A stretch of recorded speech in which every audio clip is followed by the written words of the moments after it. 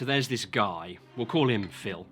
And Phil works for a local boozer, and each month his employer takes somewhere between 50 and 90 quid to chuck into his pension, so that one day he might be able to turn the heating on in his old age. After a couple of years went by, Phil was glancing over his pension statement to notice that he was a few quid light of where he ought to be. After delving a bit further, those monthly deductions had never made it into his pension at all. Over £2,000 had vanished. So, Phil was straight onto the pension ombudsman, and it turns out they already knew about this particular employer not doing things by the book, as they had already been reported for similar problems a year or so earlier. Needless to say, Phil won, and his employer were told to cough up the unpaid contributions along with another £1,000 for good measure as an apology. This is a true story, although I don't know that he was called Phil. It got me wondering though, just how isolated is this case? Turns out, it's not. Back in 2012, every employer in the UK were told that they had to put certain staff into a workplace pension scheme. Not so bad, they thought, until they realised that they not only had to enrol them, they had to contribute themselves too. It was something called automatic enrolment, and it affected all companies, even ones that only have one employee. You can imagine, can't you, what a lot of employers thought of this? Another raid on their finances. But the truth is, it was an important step in the right direction of encouraging people to realise that they need to build up assets for retirement themselves and not to rely on the state to pick up the tab. People could still opt out, of course, but in doing so, you're leaving free money on the table from your employer, so is a pretty daft thing to do in almost all circumstances. It's the very definition of free money. But this headline in the Financial Times caught my attention the other day. Employers confronted over missing pension contributions.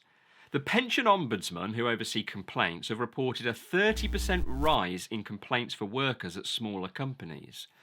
These complaints essentially are from workers saying their employers haven't coughed up the contributions into their pensions that they should have in line with this auto-enrolment legislation. You and I both know that in any walk of life there's always a rotten egg, and we should be careful to tar everyone with a brush that in fact only represents a small proportion.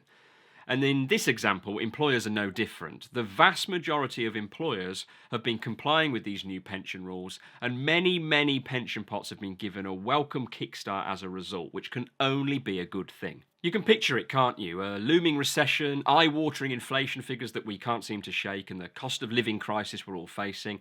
Employers are looking at their outgoings wide-eyed like me on my last gas bill. 500 quid for 1 month for those who are interested. 500 quid. Jesus Christ, I don't live in a bloody castle. Don't worry though, I've got that solved now. Whoa. Bits of me sweat in this thing that I didn't actually know could sweat. Is that oversharing? Okay. Anyway, if you're really squeezed and you think you can get away with it, maybe this is why some smaller employers are dodging their responsibilities. And there's an interesting point. If they think they can get away with it, because it's pretty widely felt that there are plenty of vulnerable spots in our overstretched regulatory system. Pretty concerning for someone such as myself, a regulated financial advisor, knowing that, especially given the fees I pay to them to oversee me. Anyway, before I climb on that soapbox, God, I hope they don't watch this. How it normally works is the employer is responsible for taking your contributions, which are 4% of your pensionable salary, combining it with their employer contribution, at least 3%, and send it on to the chosen pension provider each month. And we, the lowly worker bees, trust them to do it. But what if you don't check your pension pot? I mean, honestly, how many of you have gone through the transaction history on your pension to check all is in order? Very few, I'd guess.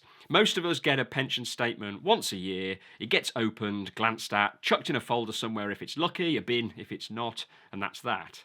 So there's an element of further responsibility we each can take after all. It's our money, right? Our retirement. The regulator isn't there to ensure that we have one. So who are this lacklustre, overstretched regulator which is allowing dodgy employers to forego their responsibilities? Because it's not actually the Financial Conduct Authority, or FCA. For this part of the financial jigsaw, it's the Pensions Regulator, or TPR. They're the people to police this, and they actually do have the power to impose penalties on employers if they deem it necessary. If they aren't enough, behind them sits the Ombudsman, who are there, as we said earlier, to deal with complaints. But the reason the whole system is creaking at the seams is really because it's been a victim of its own success. By this I mean, prior to auto-enrolment, pension participation sat at around 9.3 million people. Today this has risen by 115% to 20 million people, which is fantastic in my opinion, but that's a whole lot more people to regulate and get letters from about their unscrupulous employers owing them a fiver. But as per the rules, it's down to the pension provider themselves and its trustees to report to the regulator any contributions still outstanding after 90 days. They should also let the member know and encourage you to investigate also to help turn the screw. There's the usual fines and threats of court for these moral-free employers. And get this, there's even a list of shame on their website to drag their name through the mud. Bizarrely though, this list is almost impossible to actually find, which sort of undoes the whole idea of it in my opinion, but I found it, and I'll link it in the description below.